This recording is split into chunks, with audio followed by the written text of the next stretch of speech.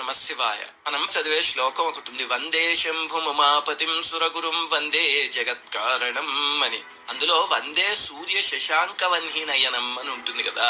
అంటే ఏమిటండి, సూర్యుడు చంద్రుడు అగ్ని ఎప్పుడైనా కళ్ళల్లా ఉంటారా అంటే, చంద్రుడు అంటే ఒకటి అమ్మ లాంటి చల్లని చూపు, సూర్యుడు అగ్ని అంటే ఆగ్రహం వస్తే తీవ్రమైన చూపు. ఈ రెండు చూపులు చూపించే లీలలు పరమేశ్వరుడు త్రిచిరాపల్లిలో చేశాడు. ట్రిచి అంటాం కదా మనం, అక్కడ ఆ సంఘటనలు ఇప్పుడు చెప్పుకుందాం. అక్కడ రత్నావళి అనే ఒక స్త్రీను వాళ్ళ అమ్మ కలిసి ఉండేవారు. ఆ రత్నావళి నిండు గర్భిణి. ఒక రోజు ప్రసవ సమయం వచ్చి నొప్పులు ప్రారంభం అయ్యాయి. కానీ తీవ్రమైన తుఫాన్, ఆ రోజు కటిక చీకటి. దాంతో తల్లి అమ్మ కావేరీ నదికి అవతలకు వెళ్లి నేను మంత్రసానిని తీసుకొస్తాను, జాగ్రత్తగా ఉండు అని చెప్పి ఆ తల్లి వెళ్ళింది.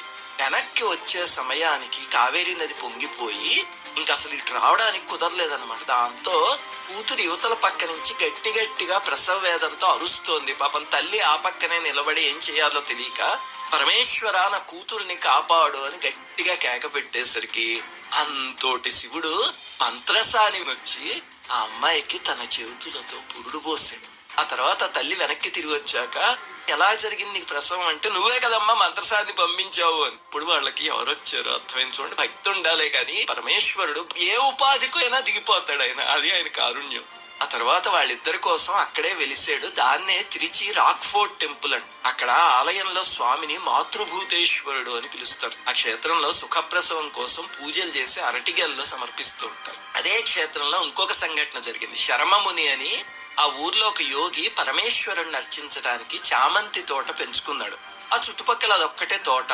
రోజు దొంగ వ్యాపారి ఆ పూలు కోసి మాల కట్టి రాజుగారికి ఇస్తూ ఉండేవాడు. ఆ రాజుగారి దగ్గరికి యోగి వెళ్లి మొరపెట్టుకున్నాడు, నా పువ్వులు ఎవరో కోసేస్తున్నారు, నువ్వు ఎవరో దొంగ కనిపెట్టి సాక్ష్యం తీసుకురా, అప్పుడు శిక్షిస్తాను. అప్పుడు ఆ యోగికి బాధ వేసి వెళ్లి ఆలయంలో ఉన్న పరమేశ్వరుడికి చెప్పుకున్నాడు.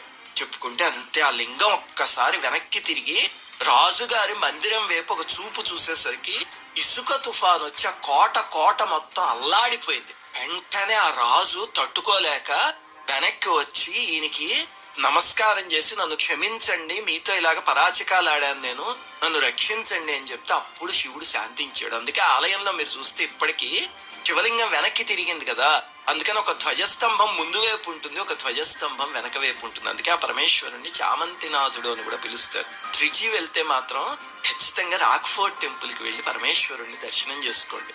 ఆయనకి ప్రేమ వస్తే చంద్రనేత్రం, ఆగ్రహం వస్తే సూర్యనేత్రం. శ్రీమాత్రే నమః.